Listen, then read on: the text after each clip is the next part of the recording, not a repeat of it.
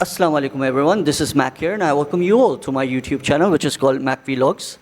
अगर आप लोगों ने मेरा चैनल अभी तक सब्सक्राइब नहीं किया तो प्लीज़ सब्सक्राइब करें, शेयर करें और लाइक करें बिकॉज़ आज के जो हमारे मेहमान हैं वो बहुत ही ख़ास और बहुत ही इम्पोर्टेंट मेरे नज़दीक हैं बिकॉज़ आज जो हम टॉपिक डिस्कस करने वाले हैं वो सबके लिए बहुत फ़ायदेमंद होगा क्योंकि जो हमारे मेहमान हैं उनका नाम है फैज़ान और रहमान साहब। ये एडवोकेट हैं कराची में हाई कोर्ट में और वो एक सब्जेक्ट जो डिस्कस करना चाह रहे थे, मुझे लगा कि इस सब्जेक्ट की बहुत ज़रूरत है इस वक्त हमें क्योंकि हमारे जितने भी कंटेंट क्रिएटर्स हैं बाहर कराची में पाकिस्तान में उनको अपने लीगल राइट्स और how they can defend themselves from their content being copied और being robbed in such a way that we don't know कि अगर आप कॉपीराइट ना करें अपने कंटेंट को तो हर चीज़ कॉपी हो सकती है, रॉब हो सकती है और सोशल मीडिया पे आपने जो काम किया है वो कोई और चुरा सकता है। तो इससे अच्छा है कि वो चोरी ना हो। तो हमें अपने लीगल राइट्स और कैसे हम डिफेंड कर सकते हैं कोर्ट में अगर हम उनको फ़ाइल करें, तो इसलिए हम चाहते हैं कि आज हम वो ज़्यादा से ज़्यादा नॉलेज हासिल करें और फैज़ान और रहमान साहब का जितना भी फ़ायदा हम उठा सकें उनकी एक्सपर्टी ओपिनियन से और एडवाइसेस से, ताकि ये अवेयरनेस बाहर हर जगह सबको पता चले। ज़्यादा टाइम ना लेते हुए आगे बढ़ते हैं अपने मेहमान की तरफ जिनका नाम फैज़ान और रहमान साहब है जो हाई कोर्ट के एडवोकेट हैं। तो अस्सलाम वालेकुम फैज़ान और वालेकुम अस्सलाम, कैसे हैं आप? अल्हम्दुलिल्लाह सर। तो आप प्लीज़ ज़रूर हमारे ऑडियंस को थोड़ा सा अपना ब्रीफ दे दें। शायद मैंने जो बताया वो बहुत कम होगा लेकिन आपकी तारीफ़ में बहुत और कुछ जानना ज़रूरी है। उसके बाद फिर हम आगे लेके चलेंगे इस टॉपिक के ऊपर। Please ji go ahead. बिस्मिल्लाहिर्रहमानिर्रहीम। तारीफ़ तो बेशक थैंक यू सो मच, लेकिन काम से कोशिश करेंगे हम कि आप लोगों को फ़ायदा हो। बेसिकली मैं कॉर्पोरेट अटॉर्नी हूँ, लाइसेंस अटॉर्नी फ्रॉम पाकिस्तान और तकरीबन approximate I have been working for corporate clients and different media clients for approximate 10 to 15 years. तो कुछ टॉपिक्स ऐसे थे जो डिस्कस करना पब्लिकली ज़रूरी होता है और मसरूर साहब के इस फोरम से एक अच्छी चीज़ है कि मैं आपको कम्युनिकेट कर सकूँ। ज़बरदस्त। तो फैज़ान और रहमान साहब, जैसे आपने ज़िक्र किया कि यूट्यूबर्स हैं या सोशल मीडिया स्पेशलिस्ट हैं या जितने भी बिजनेसमैन हैं उनको आप बताएं ज़रा कि क्या वो लॉ है जिसमें उनको अवेयर होना चाहिए और वो लॉ का क्या सेक्शन है आपके हाई कोर्ट में और या लीगल उसमें कि हम अपने आप को डिफेंड कर सकते हैं अपने कंटेंट को। देखें, ये बेसिकली बहुत ब्रॉडर एक्सपेंड का सवाल है। इसमें बेसिकली अगर आप लाइक इसका लोकल स्टैंडर्ड इस्टेब्लिश करें, इनिशियल चीज़ें हम इसकी देखें तो हमारे पास जब भी कोई कंटेंट हम अपलोड करते हैं या जिसमें कोई यूट्यूबर हो सोशल मीडिया के फोरम से या जो है फेसबुक पे हो या कोई इंस्टाग्राम पे, whatever the forum is, you must know before uploading that content जिसमें आपको पता होना चाहिए कि what are the scope and what are the limitations of that forum और उस फोरम के जो बायलॉज हैं, जो रेगुलेशंस हैं या उस फोरम के जो भी रिसाइटल्स मौजूद हैं, जो लिमिटेशंस हैं, जब आपको वो चीज़ पता होगी तो आपका कंटेंट भी उसी मुताबिक प्रोड्यूस्ड होगा और डिज़ाइन होगा, वो अपलोड होगा। हमारे यहाँ प्रॉब्लम ये है कि जब भी हमारा कंटेंट डलता है या यूट्यूबर्स या व्लॉगर्स या ब्रॉडकास्टर या what ever the name is called, जब भी आप प्रोड्यूस करते हैं और उसको पब्लिश करने, देखिए दो चीज़ें हैं, प्रोडक्शन एंड पब्लिकेशन। ठीक है, प्रोडक्शन इटसेल्फ जब आप प्रोड्यूस कर रहे हो तो आपके माइंड फ्रेम में ये होना चाहिए कि आप उसको अर्निंग के लिए नहीं कर रहे। सही, भले से इट सीम्स लाइक कि फाइनेंशियल आपको बेनिफिट्स मिलते हैं उससे, लेकिन आपका टारगेट ये होना चाहिए कि वो अर्निंग के लिए ना हो, बल्कि इनिशियली आपके दिमाग में ये चीज़ होनी चाहिए कि आप का वो कंटेंट अगर पब्लिश होने के बाद टर्मिनेट होता है, ठीक है, तो उस टर्मिनेशन पे आप किस जगह पर कहाँ खड़े हैं। फाइनेंशियल अर्निंग की बात हम सोचते हैं, हमारा यूट्यूबर सबसे पहले फाइनेंशियल अर्निंग की तरफ जाता है कि what that content will produce in future, जबकि हमारी अंडरस्टैंडिंग होनी चाहिए कि कल को अगर ये ब्रॉडकास्ट होती है या ये अपलोडिंग्स होती है, पब्लिकेशन होती है इस चीज़ की, तो व्हाट इफ़ कि अगर टर्मिनेशन हो जाएगा। देखिए हमारे यहाँ एक सोसाइटी में, स्पेशली एशियन कंट्रीज़ में, ये कॉन्सेप्ट है कि यार आज तक तो कुछ नहीं हुआ है, आगे भी शायद ना। देखिए होता ये कि 100% में से 1% सिर्फ जो ऐसे ऑडियंस होते हैं जो आपके खिलाफ जा सकते हैं, जिन जो ये समझ सकते हैं उस ब्रॉडकास्ट को कि वो ब्रॉडकास्ट उनको डिफेम करने के लिए किया गया है या हेटफुल स्पीच के लिए। तो आपको उन 1% से खतरा है, क्योंकि वो 1% जो आपको फाइनेंशियल डेफिसिट देंगे, जो लॉस देंगे, वो आप अर्निंग भूल जाएं। ठीक है, तो अब बात मेरा कहने का मकसद यही है कि वो टर्मिनेशन की तरफ आप सोचें कि अगर टर्मिनेट हुआ, अगर डिफेमेशन की क्लेम की या एलिगेशन लगाई, तो आप कैसे उस चीज़ को कवर करेंगे। अब आप आ जाते हैं कि प्रोटेक्शन कैसे, इस तरह से मसरूर भाई आपने मुझे बताया कि फैज़ान हमें वो लॉस के बारे में बताएं जो प्रोटेक्शन करते हों। तो देखिए, कुछ इंग्रेडिएंट्स को हम तमाम तर आप यूट्यूब अपलोडर्स को या ब्रॉडकास्टर को सबको ये चीज़ दिमाग में रखनी है कि कुछ इट्स सेल्फ फोरम जो मौजूद है, या यूट्यूब की बात कर लें, इंस्टाग्राम या फेसबुक, जो भी सोशल मीडिया के फोरम्स हैं, उनके कुछ बायलॉज मौजूद होते हैं जिसमें डिफरेंट इंग्रेडिएंट्स ये हैं कि अगर तो आपकी स्पीचेस या आपकी पब्लिकेशन और इंग्रेडिएंट्स में फॉल कर रही है तो ऑटोमेटिकली फिल्ट्रेशन लगना शुरू हो जाएगी आपके चैनल के टर्मिनेशन की तरफ, और जो एक बिग बड़ा लॉस होता है। तो अब जिसमें सॉरी, मैं ऑडियंस को एक और चीज़ ऐड करवाता चलूँ आपके इस क्वेश्चन, मतलब जो आप बात कर रहे हैं उससे आगे हम एक और चीज़ पढ़ें। जो पाकिस्तान में हमने देखा गया है कि बहुत सारी चीज़ सेंसर्ड हो जाती है, या पीटीए भी इन्वॉल्व होता है बहुत सारी सोशल मीडिया को ब्लॉक करने में, क्योंकि जहाँ पर हम हेट्रेड और बहुत सारे ऐसे कंटेंट भी डाल देते हैं जो गवर्नमेंट उसको फेवरेबल नहीं मानती, तो वहाँ पर भी लॉ या लीगल एस्पेक्ट कैसे इन्वॉल्व होता है कि हमारा जो कंटेंट है वो ब्लॉक किया जा रहा है और बाहर की दुनिया में नहीं दिखा रहा है। जैसे आपने रिसेंटली देखा कि यहाँ सॉरी बट मैं इसको फिर भी ऐड करूँगा कि हमारे पास पॉलिटिकल इश्यूज बहुत हैं, जिसकी वजह से हर पॉलिटिकल पार्टी सोशल मीडिया पे भी है, एक्टिव है, लेकिन वो दूसरी पार्टी को अनवारंटेडली ब्लॉक करने के लिए जब भी गवर्नमेंट में आती है तो वो सोशल मीडिया को ब्लॉक कर देती है। वहाँ कैसे आपके ये लॉज और ये सारे प्ले करता है? देखिए, पूरी दुनिया में स्पेशली यूरोप साइड पे या डिफरेंट अमेरिका में, इंग्लैंड में, they have a constitutional right of freedom of communication, ठीक है, बट वो freedom of communication it self blockage लगाता है, लिमिटेशंस लगाता है। डजंट मीन कि आप इसको हेटफुल स्पीच में ले जाएं, डजंट मीन कि आप किसी को नुकसान कर रहे हैं। ये सिर्फ पाकिस्तान में नहीं, आप कह रहे हैं दुनिया भर में, ऑल दुनिया भर में। और स्पेशली मेरी जो अवेयरनेस इस पे वीडियो है, मैं स्पेसिफाई पाकिस्तान को नहीं कर रहा हूँ, पूरे यूरोप से, पूरी दुनिया से ये प्रिंसिपल, देखिए मैं आपको प्रिंसिपल बताऊंगा, ठीक है। राइट्स या ऑब्लिगेशन या लॉज तो हर कंट्रीज में वेरिएट होते हैं, पर प्रिंसिपल जो होता है वो सेम होता है पूरी दुनिया में। सही है। उसका मकसद है कि आपका जो फोरम है, देखिए फोरम इटसेल्फ बोल देता है, आपको बता देता है कि देखिए ये लिमिटेशंस हैं। वो बोलता है कि आपने डेफेमेटरी स्टेटमेंट्स नहीं डाली, वो कहता है कि आपसे काउंटरफीटिंग आपने नहीं अपलोड करनी, ठीक है, वो आपसे कहता है कि हेटफुल स्पीच ना हो, किसी को आप ब्लेमिंग नहीं करेंगे, किसी को आप बुली नहीं करेंगे, ठीक है, या डिसेप्शन नहीं करेंगे किसी भी प्रोडक्ट को लेकर। लेकिन जनरल पब्लिक को ये सब लॉस तो पता ही नहीं है, तो फिर वो कैसे? वो प्रॉब्लम देखिए फिर वही होता है कि जो अवेयर ऑडियंस होती है या जो अवेयर अपलोडर्स होता है, वो फिर इससे फायदा ये होता है उसको, अगर कि वो लिटिगेशन में प्रॉब्लम नहीं होती वो चीज़ की, आई सी, ठीक है, तो वो एक कॉन्ट्रैक्चुअली भी फेवर करती है उनको फ्यूचर में चीज़ें वो। तो ये चीज़ें लॉ ने बता दी हैं, बायलॉज ने बता दी हैं फोरम्स के।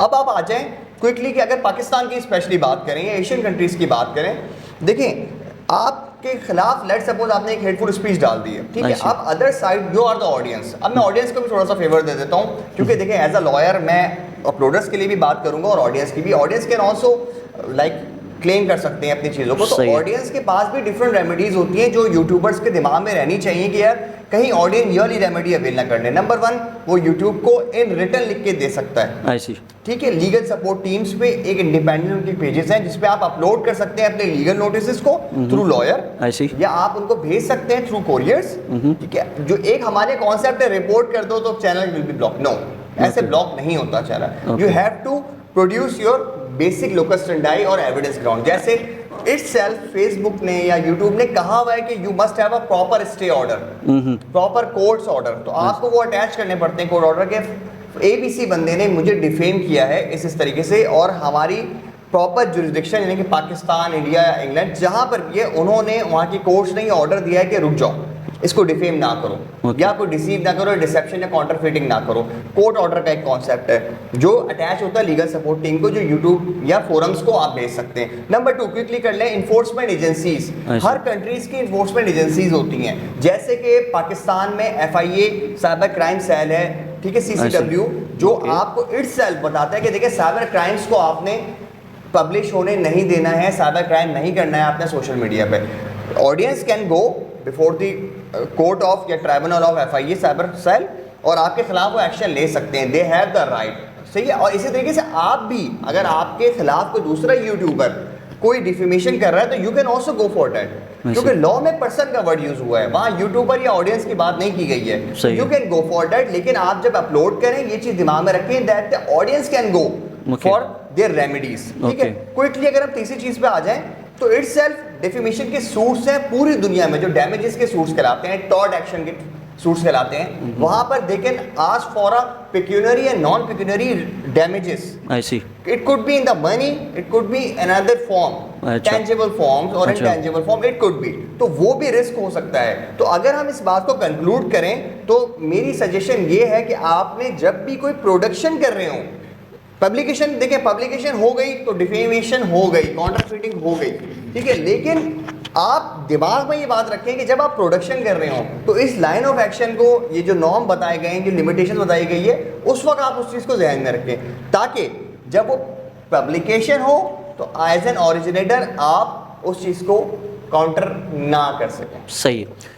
एक और सवाल मेरे दिमाग में आ रहा है कि ताकि वो ऑडियंस को भी अच्छा लगे और आपको भी जवाब दे सकें उस बारे में, कि एट टाइम्स फेसबुक हो, यूट्यूब हो या इंस्टाग्राम, जो सोशल मीडिया के प्लेटफॉर्म्स हैं, इस पे कोई भी कॉमन पर्सन कंटेंट डालता है तो शौकिया डालता है, फेमस होने के लिए डालता है, या कोई मैसेज देने के लिए डालता है। लेकिन एट टाइम्स मैंने ये नोट किया खुद सोशल मीडिया स्पेशलिस्ट होने के तौर पे कि पाकिस्तान में रहते हुए या दुनिया में रहते हुए क्या हम ये अंदाज़ा या जज कर सकते हैं कि हमारा कंटेंट डायरेक्ट उस सोशल मीडिया प्लेटफॉर्म ने ब्लॉक किया या गवर्नमेंट ने उस मैसेज को देखते हुए ब्लॉक किया? क्या वजह हो सकती है? देखिए, directly they have the right, क्योंकि जब आप किसी भी चैनल को बनाते हैं यूट्यूब पे तो आप उनकी टर्म्स एंड कंडीशन को एक्सेप्ट करते हैं तभी, और उस टर्म्स एंड कंडीशन में उनके पास ये राइट होता है, आप उनको खुद देते हैं राइट कि अगर मैं हेट स्पीच करूंगा या आपकी बताई हुई लिमिटेशन से बाहर निकलूंगा तो दे कैन ब्लॉक यू।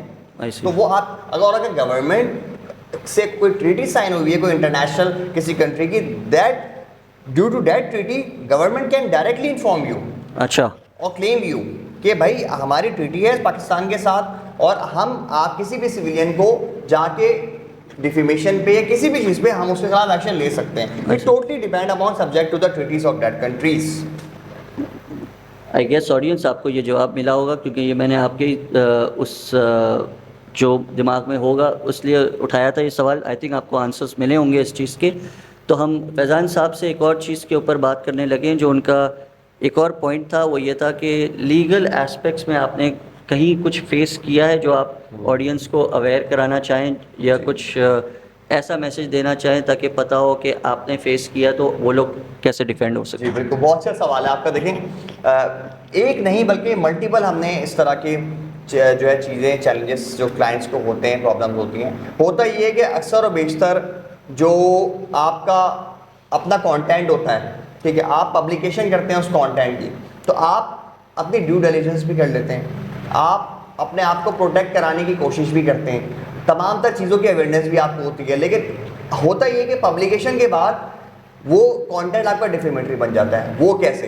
देखिए, जब कोई ऑडियंस किसी भी कोर्ट ऑफ लॉ में जाती है तो कोर्ट ऑफ लॉ इटसेल्फ उससे पूछता है कि what is your direct evidence, ठीक है, वो बताइए आप। तो डायरेक्ट एविडेंसेस के लिए हमारे पास जब कोई क्लाइंट आता है कि भाई हमें क्रिएट करना है डायरेक्ट एविडेंस क्योंकि इस पर्सन ने की वजह से हमारी डिफेमेशन हो रही है, देन एज अ लॉयर हमारी टीम बैठती है, हम उसको स्क्रूटनाइज करते हैं उस वीडियो को।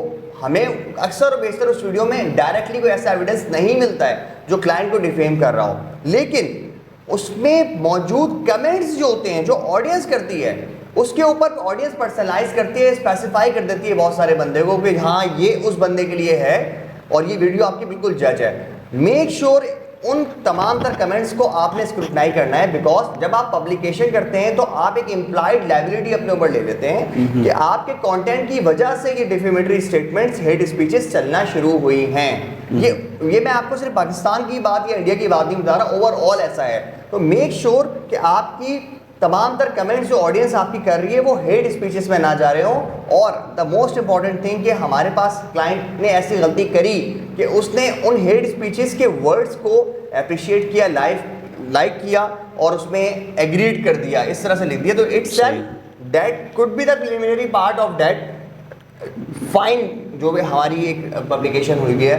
उसकी वीडियो की, वो बन सकती है उसके प्रिलिमिनरी पार्ट। I उस see. कमेंट की डेफेमेटरी कमेंट्स की वजह से, हेटफुल स्पीच की वजह से वो कमेंट कनेक्ट हो जाता है, जो आपने तमाम तर अवेयर वीडियो डाली है जिसमें आपका कतई ताल्लुक नहीं था किसी को डिफेम करें। I see. तो ये आपने मेक श्योर करना है कि आपके जो कमेंट्स हैं इटसेल्फ वो हेटफुल ना हो। देखिए आपका जो बायलॉज कंट्री के जो फोरम्स के बताते हैं वो ये कह देते हैं कि देखिए आप कोई कंटेंट अगर डाल रहे हैं तो वो अवेयरनेस पर्पस के लिए डाल रहे हैं। इटसेल्फ हमारा भी मकसद अवेयरनेस है। लेकिन कुछ चीज़ें जी। अवेयरनेस के अलावा भी हट के कुछ डेली लाइफ में रूटीन में लोग जो हैं वो अपने लाइफ में इतने थके हुए होते हैं, बिजी होते हैं, तो उनको थोड़ा इंजॉयबल कंटेंट भी चाहिए। तो उस कंटेंट में कैसे आप अपना लीगल एस्पेक्ट देखते हैं कि यार कि वो सही है या नहीं सही है, वो मजाकिया है लेकिन उसमें अल्फाज का चुनाव कैसे हो सकता है? देखिए सबसे पहले तो मोस्ट इंपॉर्टेंट पॉइंट मैं आप लोगों को बताऊंगा कि आप लोग ये बात से कहते हैं, अक्सर और बेशतर हमारे भी क्लाइंट्स इस बात में गलती कर जाते हैं कि आप लोग अपनी तमाम तर इस स्पीचेस में, तमाम तर ब्रॉडकास्टिंग में, तमाम तर कंटेंट में ओपनली पब्लिश किया करें प्रिविलेज क्लॉज। अच्छा, ठीक है, जिसमें प्रिविलेज में लिख दिया करें कि ये स्पेसिफाई नहीं हो रहा है। आप हॉलीवुड मूवीज में देखें, डिफरेंट मूवीज में देखें, वहां पर एक प्रिविलेज क्लॉज आती है, डिस्क्लेमर जो कहलाता है। अब डिस्क्लेमर मैंने देखा है मेजॉरिटी ऑफ द यूट्यूबर्स ये गलती कर जाते हैं कि वो डिस्क्लेमर्स नहीं डालते। अच्छा, आप डिस्क्लेमर्स डालें प्रॉपर। सॉरी, यानी आप ऑडियंस को बताएं डिस्क्लेमर है क्या, ताकि उनको ये भी पता हो। बेसिकली डिस्क्लेमर का मकसद ये होता है कि you are producing a privilege communication, you are publication a privilege communication. आप बता रहे हैं कि जनाब इट कुड बी पॉसिबल कि शायद ये लोगों को हेटफुल लगे, लेकिन जो कंटेंट है वो हेटफुल लगे, लेकिन ये हेटफुल आपके लिए नहीं है या पब्लिक को किसी ये फ्रिक्शन में है, फ्रिक्शन में है। It's like awareness, like as you know the media laws हमें बहुत ज़्यादा इस चीज़ को डिफाइन करते हैं। It's totally depend upon the circumstances. देखिए हम लोग की जो राय भी एज अ लॉयर होती है वो एज पर द फैक्ट्स होती है कि हर क्लाइंट का ये इटसेल्फ, मैं भी यहाँ पर डिस्क्लेमर कह रहा हूँ कि ये मैं मखसूस जो अवेयरनेस दे रहा हूँ मैं किसी एबीसी पर्सन के लिए नहीं दे रहा हूँ। ये आप जनरल एस्पेक्ट में दे रहे हैं ताकि लोगों को अवेयरनेस रहे कि उनको करना क्या है। Am I right? Disclaimer absolutely, disclaimer clauses लाजमी हमें उसमें अवेयरनेस के लिए डालनी चाहिए, बतानी चाहिए। Very good, very nice. तो ये थे हमारे आज के मेहमान फैज़ान और रहमान साहब, जो हाई कोर्ट के एडवोकेट हैं। आई थिंक बहुत सारी नॉलेज हमने आज इनसे गेन की है, शेयर हुई है। और अगर आप लोग सब तमाम लोगों के कोई भी सवाल हैं स्पेशली अपने कमेंट सेक्शन में ज़रूर लिख के मेंशन करें ताकि इन तक वो सवाल पहुँचें और फिर ये रिप्लाई करें, और ताकि फिर आप इनसे जुड़ सकें। और फिर जैसे कि मैंने कहा, मैक वीलॉग्स का काम ही है कि लोग अच्छे लोगों को कनेक्ट करें और उनको प्रमोट करें, और ताकि दुनिया में आसानियाँ हों, क्योंकि बहुत बिजी लाइफ है सबकी, टू बी वेरी ऑनेस्ट। तो ये मेरे बहुत अच्छे दोस्त भी हैं, फ्रेंड भी हैं, और मैं इनका कस्टमर भी रह चुका हूँ, क्लाइंट भी रह चुका हूँ, सॉरी फॉर द वर्ड। तो इससे ये बहुत एजुकेटेड पर्सन है, इनको बहुत नॉलेज है यहाँ के कराची के लीगल फ्रेटर्निटी में। तो आप सब आइए, इनसे जुड़िए और सवाल करिए, जो भी आपके सवाल हैं कमेंट सेक्शन में ज़रूर करिएगा। बिकॉज हमें एक और पॉइंट डिस्कस करना है, और वो पॉइंट बहुत इंपॉर्टेंट है। वो ना रहे तो मतलब वो अगर ना शेयर किया जाए तो फिर ऐसा लगेगा कि दाल में कोई चीज़ तड़का नहीं मिला। तो इसलिए फैज़ान साहब, क्या वो सब्जेक्ट था? मेरे ख्याल से हमने बात करना हो गया। इसमें नॉर्मली डिफरेंट यूट्यूबर्स के सवालात आते हैं, स्पेशली मसूर साहब का भी सवाल था कि अक्सर और बेशतर मार्केटिंग के लिए डिफरेंट प्रोडक्ट्स आपको दी जाती है। यूट्यूबर्स क्योंकि एक अच्छा चैनल होता है, उनके लाइक्स उनके पास होते हैं, सब्सक्राइबर्स होते हैं, तो थ्रू मार्केटिंग आप एक तरीके का फोरम्स बदल गए हैं मार्केटिंग के। तो अगर कोई मैन्युफैक्चरर या प्रोड्यूसर आपके थ्रू कोई watches, let suppose for sake of exemption, watches आपको बेचने को कह रहा है या मार्केट तो या कोई भी यूनिट्स रख लें आप, तो आप कैसे उसकी मार्केटिंग करेंगे? देखिए हमारे यहाँ बिल्कुल इनफॉर्मेलिटी चलती है। This is also called a business, marketing business. ठीक है, आपका यूट्यूबर मार्केटिंग कर रहा है आपके प्रोडक्ट के, आपके बिजनेस को, वर्टिकल ब्रांड को प्रमोट कर रहा है, प्रमोशंस हो रही हैं। तो there should be a formal documentation in it. Definitely वो कॉन्सेप्ट नहीं है डॉक्यूमेंटेशन का। यहाँ पर मैं बेसिकली बात करने जा रहा हूँ आर्टिस्टिक कॉन्ट्रैक्ट, सर्विस कॉन्ट्रैक्ट या मार्केटिंग कॉन्ट्रैक्ट, आप उसको कोई भी नाम ले लें। तो अगर कोई यूट्यूबर्स, तमाम तर यूट्यूबर्स ये बात सुने, तमाम तर जो सोशल मीडिया पे अपलोडिंग करते हैं कंटेंट्स को, ये बात दिमाग में रखें कि जनाब आपका एक फॉर्मल डॉक्यूमेंट होना चाहिए जो आपके लीगल राइट्स को प्रोटेक्ट करे कि इन फ्यूचर अगर आप फंसते हैं तो फिर कैसे आप रेमेडी को अपनी अवेल कर सकते हैं। क्विकली मैं आपको बता देता हूँ कि आपके उस डॉक्यूमेंटेशन में होगा क्या। डॉक्यूमेंटेशन में दो पार्टीज हैं, एक आप आर्टिस्ट या मार्केटिंग करने वाला एजेंट या जो भी या मार्केटिंग एजेंसीज हो गई या जो भी हो, आप उसके देखिए marketing agency is a big group ना। लेट्स सपोज मसरूर साहब है, मसरूर साहब को कोई भी एबीसी बंदा अपनी प्रोडक्शन करके बोलते हैं कि जनाब ये चीज़ें आप हमारी मार्केट करते हैं, मुझे अपना बिजनेस बढ़ाना है। वॉट इफ अगर मार्केट करना स्टार्ट की तो कॉन्ट्रैक्ट कहाँ है आपका? कॉन्ट्रैक्ट में मसरूर साहब इज अ मार्केटिंग एजेंट और what ever the name is called, और प्रोडक्शन या मैन्युफैक्चर एक अलग पार्टी है। दो पार्टीज हैं, उन दोनों पार्टीज की सबसे पहले यूट्यूबर को क्या करना चाहिए? आंखें बंद करके पब्लिकेशन शुरू ना कर दे। सबसे पहले वो वैलिडिटी देखे, जिस तरह सेक्शन जो है डिफरेंट सेक्शन है कॉन्ट्रैक्ट एक्ट के, वो ये बात बताते हैं कि भाई आपने जब कोई कॉन्ट्रैक्ट करना है तो उसकी वैलिडिटी को आपने पहले चेक करना है। इन अ वे कॉन्ट्रैक्ट क्लॉज की बात कर रहे हैं, it's like clauses, I am talking about the initial clauses, major clauses, वरना तो मल्टीपल क्लॉजेस हैं इसकी। तो यूट्यूबर्स को पहले स्क्रूटनाइज करना है कि आया कि दैट कंपनी कोई क्रिमिनल माइंडेड या मैलिफाइड एक्शंस के तहत तो नहीं कर रही वो काम, कोई ऐसी प्रोडक्शन या कोई चीज़ ऐसी प्रोडक्ट तो नहीं बना रही जिसको मैं मार्केट करने जा रहा हूँ, क्योंकि मुझे तो नहीं पता कि इसके आगे तो आफ्टर शॉक्स क्या होंगे। तो लेकिन किसी कैसे कोई रिसर्च कर सकता है सामने वाले के बारे में ताकि उसको पता हो कि वो बिल्कुल कवर्ड है?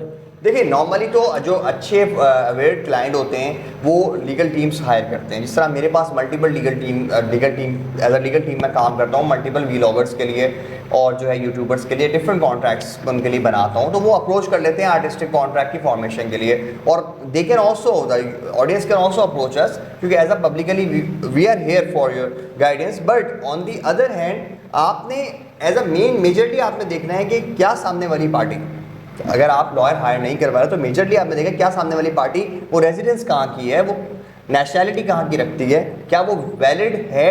कहीं ऐसा तो नहीं कि वो किसी under the cables like under jail वो वहाँ से आपसे प्रोडक्शन करवा रहा है, आपसे मार्केटिंग करवा रहा है एंड ऑल लाइक। तो वो इसकी उसकी वैलिडिटी होनी चाहिए, उसकी कैपेसिटी होनी चाहिए पार्टी की। देखिए यहाँ पर सिर्फ आप ये बात नहीं देखें कि एक पर्सन की बात करें, company can also approach you, ABC company they can approach you. तो आपने कंपनी के लिए क्या करना है, आप देखिए उसकी कंपनी रजिस्टर्ड है, उसकी मार्केट अंडरस्टैंडिंग क्या है, उसके फॉर्म्स क्या हैं, उसके डायरेक्टर्स कौन है, उसका ऑथराइज पर्सन कौन है, हु इज द सीईओ। कहीं ऐसा तो नहीं वो बैंड कंपनी है और आप उसके लिए पब्लिकेशन शुरू कर दी तो इटसेल्फ आप पे डिफेमेशन हो सकता है, सामने वाली पार्टी डिफेमेशन कर सकती है। क्विकली अगर हम आ जाते हैं तो आपको प्रोजेक्ट के बारे में पता होना चाहिए कि आप किसके लिए एक प्रोजेक्ट कर रहे हैं, कौन सा प्रोजेक्ट कर रहे हैं, प्रोडक्ट जो बेच रहे हैं आपको पता होना चाहिए इस बॉक्स के अंदर क्या है। कहीं ऐसी प्रोडक्ट तो नहीं जो इन फ्यूचर प्रॉब्लम कर सकती है, लीगल केसेस में फंस सकते हैं। तो आपको पता होना चाहिए, you must have a knowledge. ठीक है, आई अंडरस्टैंड कि इनिशियली बिजनेस जब आप करते हैं तो उस वक्त हमें इतनी अवेयरनेस नहीं होती है,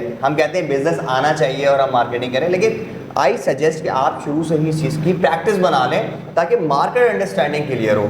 आप कंपनीज हों, कंपनी तो उनके फॉर्म्स मांगें, आपकी पार्टनरशिप कंपनीज हो तो पार्टनरशिप डॉक्यूमेंट्स होते हैं, आप सोल प्रोप्राइटर है तो उसकी इंडिविजुअल कैपेसिटी में उसकी CNIs वगैरह उसकी जो है क्रिमिनल जिस तरह रिपोर्ट्स हो जाती निकल जाती है, अगर आपको रिस्क है तो FIR रिपोर्ट्स होती हैं, क्लियरेंस रिपोर्ट्स होती हैं, डिफरेंट तरीके से होती हैं। तो यू मेक श्योर कि सारी डॉक्यूमेंटेशन आपके इन प्लेस है। अच्छा, मोस्ट इंपॉर्टेंट उसमें क्या होता है कि कंटिन्यूइंग इफेक्ट डाउन, कि अगर आप कोई प्रोडक्ट पब्लिश कर रहे हैं तो ऐसा तो नहीं कि पब्लिकेशन के बाद who will be responsible for that product. अगर आपने कोई चीज़ बेच दी है, आपके चैनल के थ्रू बिक गई है वो चीज़ और उस पर कोई क्लेम्स आते हैं, then who will be responsible? YouTuber will not be responsible. ऐसा तो नहीं कि यूट्यूबर ने जिंदगी भर का लाइफ टाइम का अपनी लाइफ के लिए उसने जिम्मेदारी ले ली है कि भाई इसमें जो भी क्लेम आएगा जो ABC I will be burdened by problems and all that. उसमें आपको पता होना चाहिए मोस्ट इंपॉर्टेंटली कि एक्सक्लूसिविटी क्लॉज होती है इसमें हमारे पास, कि क्या मसरूर साहब ही इस प्रोडक्ट को मार्केट करेंगे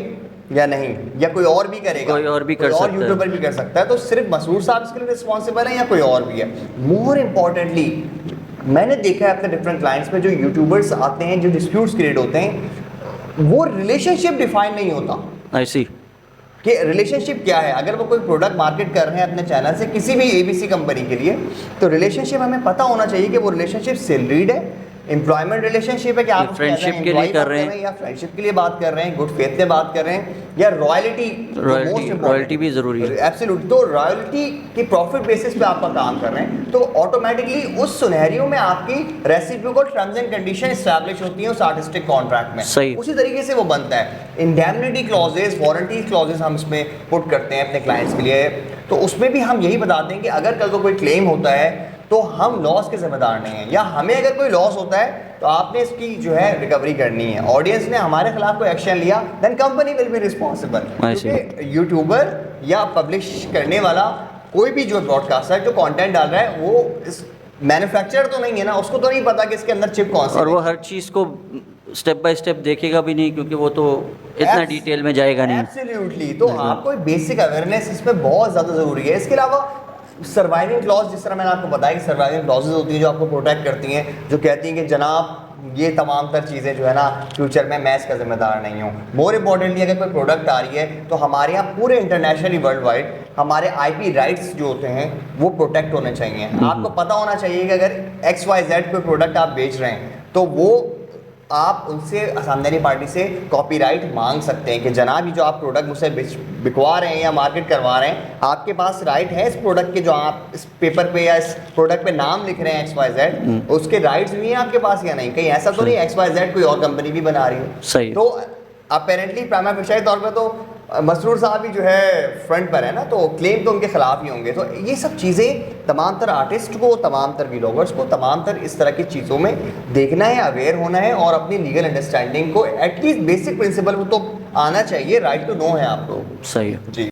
मुझे लगता है एज अ लॉयर कि माशाल्लाह मसरूर साहब का जो चैनल है वो प्रोटेक्टेड और एक डिफाइन कर रहा है हमारा राइट टू नो के फंडामेंटल राइट को, नॉलेज शेयरिंग, नॉलेज शेयर करना है। बिल्डिंग तो नॉलेज बिल्डिंग, ये एक तरह से एक लीगली प्रोटेक्टेड एक चैनल है जो अवेयरनेस के लिए बेहतरीन है, और मैं बहुत सारी मेरी अप्रिसिएशन, बहुत you. सारी विशेष हैं आपके साथ कि आप इसमें बेहतर चल रही हैं। Thank you so much, so nice of you. Basically ये चैनल ग्लोबली है, हर कंट्री में देखा जाता है, बहुत सारी एज ग्रुप्स वाले भी देखते हैं, बुज़ुर्ग, बच्चे, बड़े सब देखते हैं, क्योंकि मैं समझता हूँ कि जो भी नॉलेज है, knowledge is the key in your life. तो जितना मैं ज़्यादा से ज़्यादा लोगों को आगे लेकर आऊँ, उनकी कहानियों को, उनके बातों को, उनकी स्टोरीज़ को, तो लोगों को पता चले कि यार we are here to for them. तो thank you so much Faizan साहब for being part of Mac vlogs family. और इंशाल्लाह हम आने वाले दिनों में या आने वाले महीनों में या सालों में हम डेफिनेटली आपको फिर लेकर आएंगे, ज़हमत देंगे, ताकि हम डिफरेंट सब्जेक्ट के ऊपर बात कर सकें और हमारा ये कंटेंट लीगली राइट रहे और आप इसको लीगली राइट रखें और हम इसको इंशाल्लाह आगे लेके चलेंगे। Thank you so much for watching. I will see you the other side of my vlog या पॉडकास्ट इंशाल्लाह with another guest soon. Thank you so much. Subscribe और शेयर करना ना भूलें। शुक्रिया बहुत बहुत।